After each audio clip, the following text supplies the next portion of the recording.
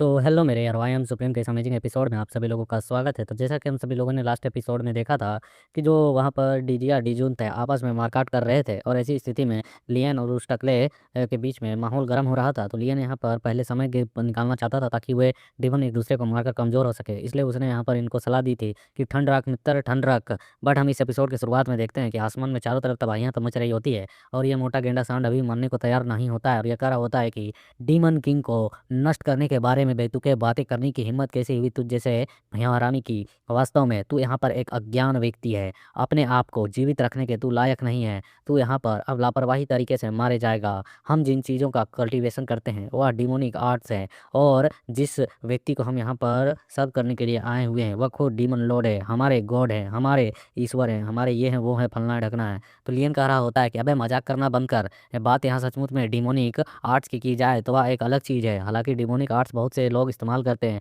लेकिन क्या तुम लोग भी यहाँ पर उन गधों की डिमोनों उन डिमन लॉर्ड्स की गुलाम बनकर अपनी असली बुद्धि को खो लेना चाहते हो, पागल हो जाना चाहते हो और उन्हीं की तरह पागलों की तरह हरकत करना चाहते हो? अब मुझे यह मत कहना कि तुम अपने मानसिक संतुलन पहले ही खो चुके हो। यहाँ पर यह सुन गेंडा कहता है कि यहाँ पर फूट डालने की आवश्यकता नहीं है। तो यहाँ पर जिस तरीके के बातें कहकर बहकाने की और बरगलाने की कोशिश कर रहा है कि डिमोनिक आर्ट का इस्तेमाल करो बट उनके गुलाम ना रहो, ये चीज़ें काम नहीं आने वाली है मित्र। सबसे ज़्यादा दुश्मन तो तू ही है, तो पहली तेरी यहाँ पर गुद्दी लाल होगी। तो यहाँ पर जो हाउलियन होता है वह अपने मुख्य को चमकाते हुए कह रहा होता है, अगर ऐसी बात है तो आजमा कर देख ले, दो दो हाथ हो ही जाए। तभी अचानक से एक चिल्लाने की आवाज़ आती है कि डैम इट, और हम देखते हैं इन सभी का ध्यान उस ओर चला जाता है, और हमें दिखाया जाता है यहाँ पर मतलब कि डीजिया ने डीजून को यहाँ पर पूरी तरीके से जख्मी कर दिया था होता है, और उसे दूर धकेल दिया होता है क्योंकि वह पहले से ही जख्मी है। और वह कह रहा होता है कि मुझे समझ में आ गया आखिरकार ये चीज़ क्या है। और हम देखते हैं वहाँ पर वो दूसरा पुकारा होता है कि डीजिया, मैं तुम्हें कभी माफ़ नहीं करूँगा कमीने।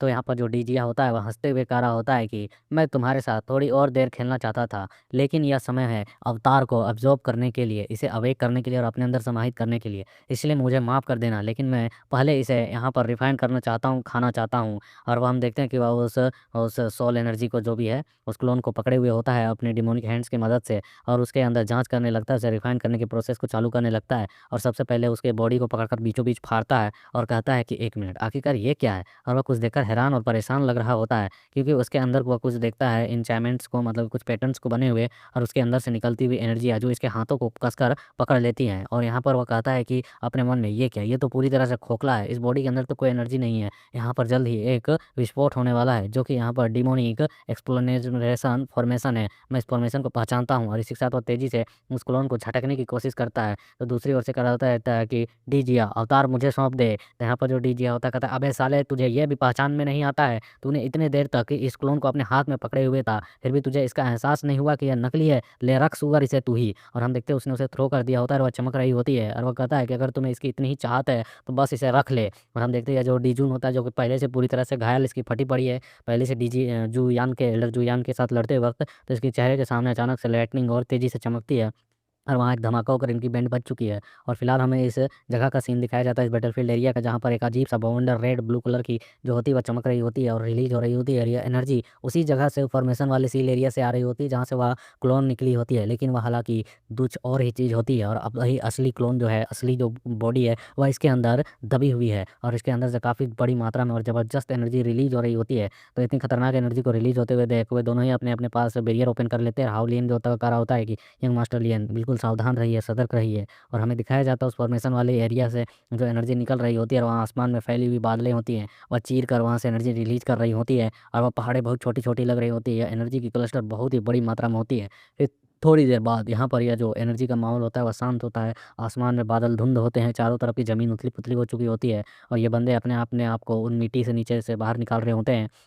गेंडा कहता है, आखिरकार क्या हुआ? क्या वे मर गए? वे डेड हो चुके हैं? लियन कहता है कि उन्हें मरना नहीं चाहिए, क्योंकि यहाँ पर निश्चित तौर पर पूरी तरह से ये सभी लोग घायल हैं, लेकिन वे मरे नहीं होंगे। मुझे लगता है कि वह यहीं कहीं छिप चुके हैं, क्योंकि और वह को एक और देखता है जहाँ पर कुछ मतलब कि पागल जो सर्वेंट बने हुए थे वह मालिक मालिक चिल्ला रहे थे, जो डिमोनाइज थे। तो लियन उन्हें देखकर कहता है कि डीजिया द्वारा जिन लोगों को यहाँ पर डिमोनाइज किया गया था वह मरे नहीं है। इसका मतलब साफ ये साबित होता है कि डीजिया अभी तक जीवित है। और जहाँ दूसरी ओर बात रही डी जून की, तो वह भी मरा नहीं है। अगर वह मरा होता तो उसका जो होली आर्टिफैक्ट है, वह सेंट लेवल का आर्टिफैक्ट यहाँ आसमान में प्रकट हो चुका होता है और अपने रियल मास्टर को खो देने के बाद वह नेमलेस होकर पड़ा हुआ होता और उसे फ़िलहाल हम कब्ज़ा कर सकते थे, लेकिन वो भी यहाँ पर नहीं है। इसलिए इनका मतलब है कि वे दोनों ही कमीने छिपे हुए हैं जानबूझकर। क्या वे लोग किसी अनजान खतरे से डर रहे हैं? किसी और ही खतरे से जो उनसे भी बड़ा है, उससे डरकर छिपे हुए हैं? चूँकि वह यहाँ पर अवतार को नकली बता रहे थे चिल्ला-चिल्ला कर, तो इसका मतलब है कि असली तीसरा अवतार कहाँ पर है? वह यहीं कहीं है।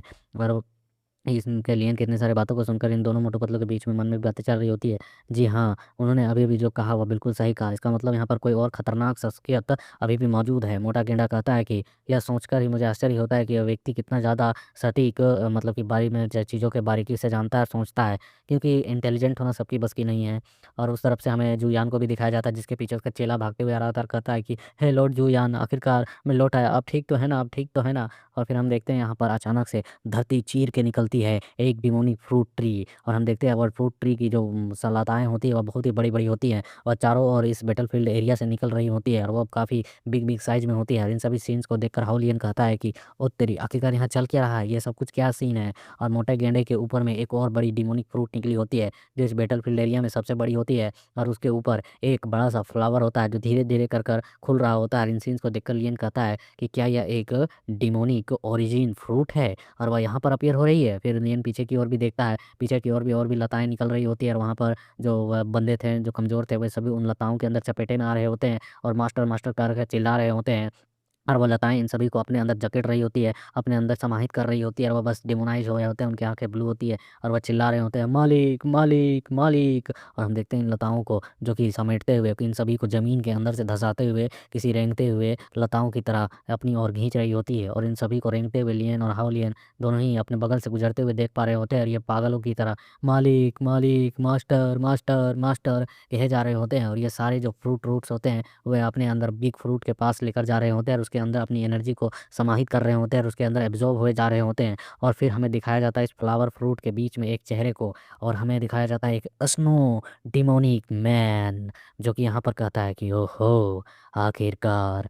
और लियन यहाँ पर कर रहा होता है तीसरा क्लोन, ये तीसरा वाला है। और हम देखते हैं यहाँ पर ये अपीयर होने के साथ ही कुछ गुनगुनाता है, कुछ अजीब से गाने गाता है कि यहाँ-वहाँ की सारी जहाँ की, इनकी माँ की, उनकी ना की। और हम देखते हैं यहाँ पर लियन नोटिस करता है कि यहाँ पर और भी डिमोनिक जो फ्रूट ट्री हैं वह और भी ज़्यादा बड़ी मात्रा में अपीयर हो रही हैं चारों ओर, इधर-उधर से ये बीज जो हैं अंकुरित हो रहे हैं डिमोनिक फ्रूट से। और इन सभी के अंदर, इन फ्रूट्स के अंदर एक-एक आई होते हैं।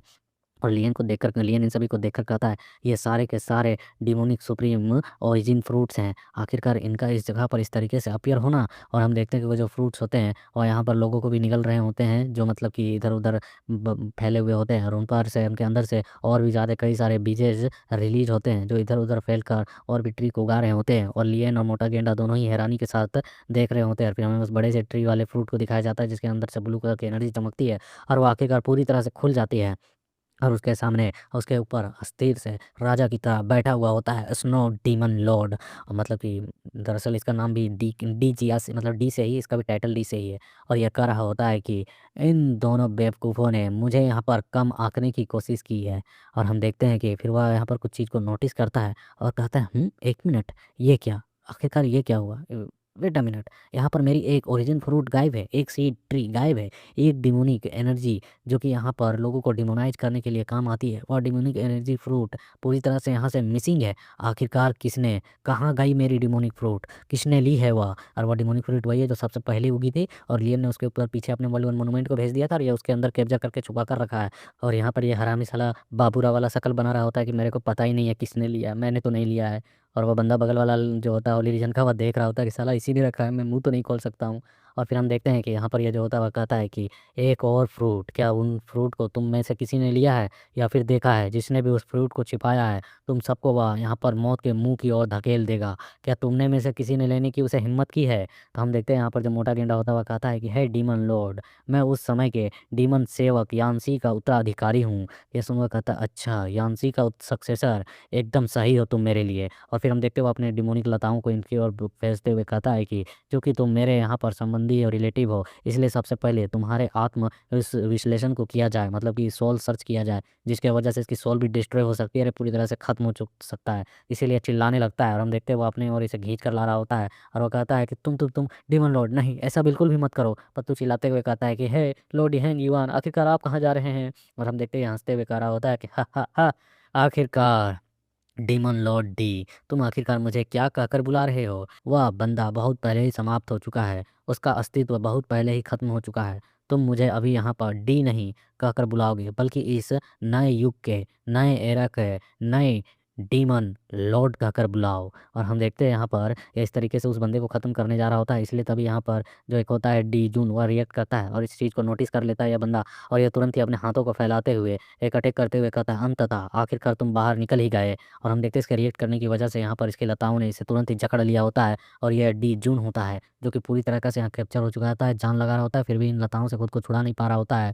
और वहाँ पर वह बंदा कहता है कि बहुत ही ज़्यादा पैथेटिक है, तुम बुद्धिहीन स्तर के क्लोन्स, क्या तुमको सचमुच में लगता है कि मुझे यहाँ पर तुम लोग मतलब कि प्योरीफाई कर पाओगे, आत्मसार कर पाओगे, अपने अंदर समाहित कर पाओगे, मुझे रिफाइन करने की बात करोगे? यह तो काफ़ी ज़्यादा सदियों से चला आ रहा एक मजाक है। और हम देखते हैं डीजून चिल्लाते हुए कहता है, मुझे जाने दे कमीने, बीस्ट कहीं के, मुझे छोड़। और हम देखते हैं यहाँ पर वह जो होता है स्नो वाला, वह कहता है कि कितना बेवकूफ़ क्लोन है, मैं तुम्हें यहाँ पर बाहर लाने के लिए ही इन कमीनों को पकड़ा था, आखिरकार तुम यहाँ पर इस तरीके की हरकतों को कर कर मुझे शर्मिंदा कर रहे हो। अभी अभी मैंने उस इंसान को यहाँ पर इसलिए मारने की कोशिश की ताकि तुम यहाँ पर अपने मकसद को दिखा सको और अपने आप को बाहर निकाल सको। और हम देखते हैं उसने मोटे गेंडे को छोड़ दिया होता है और तुरंत ही गप से कर उस फ्लावर के अंदर उसे कैप्चर कर लिया होता है, डीजून को अपने अंदर ले लिया। तीसरा क्लोन इन सभी की फाड़ रही है, उसे रिफाइन करने के लिए प्रोसेस में लग गया। और वह जो डीजून होता है अंदर से चिल्ला कर कह रहा होता है, अंदर जाते वक्त ही चिल्लाया होता है कि यदि तुम मुझे अपने भीतर समाहित करना चाहते हो तो मैं अपनी real demonic energy source essence को पूरी तरीके से नष्ट कर दूंगा, डिस्ट्रॉय कर दूंगा, और तुम भी हमारे साथ ही नष्ट हो जाओगे, एक दूसरे से हम जुड़े हुए हैं। तो वह कहता है स्नो वाला कि तुम्हें यह मौका मिलना चाहिए था, लेकिन अब वह खत्म हो चुका है। फिर हमारा सीन इधर इन बंदों की ओर आती है कि भाई यहाँ पर जो यह चेला होता है वह कह रहा होता है, हे लॉर्ड जूयान, अब हमें क्या करें? यदि वह यहाँ पर उस डी जून को पूरी तरीके से एब्जॉर्ब कर लेता है, उसे अपने अंदर समाहित कर लेता है, इसका मतलब कि एक शरूरी और दो मनुष्य वाला सीन हो जाएगा, और वे काफ़ी ज़्यादा ही पावरफुल हो जाएंगे और बुरी तरीके से हमें यहाँ पर बजा देंगे, हमारी पहली बुरी हालत है। तो जो जूयान होता है वह कहता है कि मेरी मूल एनर्जी पूरी तरीके से समाप्त हो चुकी है और थोड़ी से समय में मैं इसे तुरंत ही रिकवर कर नहीं सकता हूँ, यह असंभव है। इसके अलावा और हमारे पास यहाँ पर क्या ऑप्शन है जो हम कर सकते हैं? और वह लियन की ओर देखते हुए कहता है, क्या तुम्हारे पास कोई तरकीब है लिटिल फ्रेंड? वाह, दोस्त कहकर बुला रहा है। लियन कहता है कि हमें अभी यहाँ पर भाग जाना चाहिए। बंदा पहले अपनी सेफ्टी देखता है, जब तक दुनिया जाए भाड़ में, दुनिया की ऐसी तैसी हो जाए। ये कहता है कि जब तक कि आप जो यहाँ पर डी जून को रिफाइन कर रहा है तब तक यह हम पर बिल्कुल भी ध्यान नहीं देगा। इस समय का इस्तेमाल करते हुए हम यहाँ से निकल सकते हैं। अगर हम अभी यहाँ से नहीं निकले तो सचमुच में अंत में हम इस डिमोनिक मैन के अंदर, उनके हाथों के अंदर कुचले जाएंगे और माने जाएंगे। लेकिन यहाँ से बाहर निकलने के लिए भी हमें उन डिमोनिक क्लाउड्स को हटाना होगा, उन बैरियर्स को तोड़ना होगा, जो कि फिलहाल काफ़ी मुश्किल है। तो हम देखते हैं सुनकर जो लॉर्ड जूयान होते हैं वह कहते हैं कि मैं भी बिल्कुल यही सोच रहा था, मैं इस डिमोनिक क्लाउड्स को देख रहा हूँ, यह अविश्वसनीय रूप से बहुत ही ज़्यादा पावरफुल हैं, इन्हें इस तरीके से डिस्ट्रॉय नहीं किया जा सकता है। हालांकि जिस समय मैंने अपने लेजर पाथ हेवनली ट्रिब्यूलेशन वाले अटैक्स को किया था अपने होली रीजन की, वह काफ़ी ज़्यादा मुश्किल से कामयाब हुई थी और इन बादलों को चीर कर एक छोटी सी स्पेस बना पाई थी और उसे नष्ट कर कर निकली थी।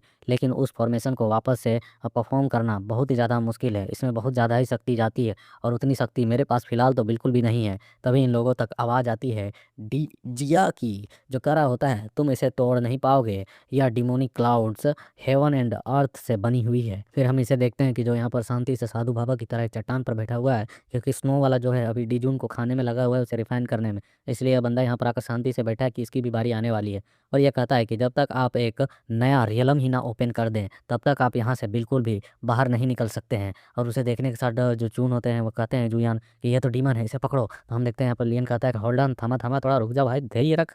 और हम देखते हैं लियन मस्त जाकर, वो भी जानता है इसकी स्थिति में कि इसकी भी फटी पड़ी है, इसलिए यहाँ बात करने के लिए आया है। लियन मस्त जाकर इसके बगल में चिल होते हुए, कंधे से कंधा टकराते हुए, कंधे पे हाथ रखते हुए कह रहा होता है, ओए भाई डीमन लॉर्ड, सच कहूँ तो यह बहुत ही ज़्यादा आश्चर्य की बात है कि तुम हमसे इस चीज़ पर डिस्कस करने के लिए आए हो। तो यहाँ पर वह शांति से बैठे हुए साधु बाबा की तरह कह रहा होता है, मुझ पर हंसना बंद कर, और बात सिर्फ इतनी सी है कि जीतने वाला ही राजा होता है और हारने वाला यहाँ पर भिखारी, डाकू, चोर, लुच्चा होता है। इस बार तो मैं वाकई हार गया हूँ, और हाँ, अपने गंदे हाथ मुझसे दूर हटा। और फिर हम देखते हैं और भी ज़्यादा लियन को लेक्चर देते हुए कहता है कि अभी हम सब एक ही हैं, एक ही नाव के कश्ती पर सवार हैं। अगर हम यहाँ पर एक दूसरे का सहयोग नहीं करेंगे तो हम सभी मारे जाने वाले हैं, चाहे मैं उस अवतार में समाहित हो जाऊँ या फिर नहीं। यहाँ पर तुम सभी लोगों की मौत तो निश्चित है, तुम नहीं बच पाओगे। लियन कहता है कि बिल्कुल सही कहा भाई, तुम यहाँ पर हमें इस बादलों को तोड़कर निकलने के बारे में क्यों नहीं बताते हो? तुम्हारे पास कोई ना कोई तरीका तो होगा ही, हमारी इस डिमोनिक क्लाउड्स को तोड़कर निकलने में मदद करो। तो हम देखते हैं सुनवा कहता है कि बिल्कुल, मेरे पास यहाँ पर फ़िलहाल इतनी एनर्जी तो नहीं है कि इन बादलों को तोड़कर निकल सकूँ,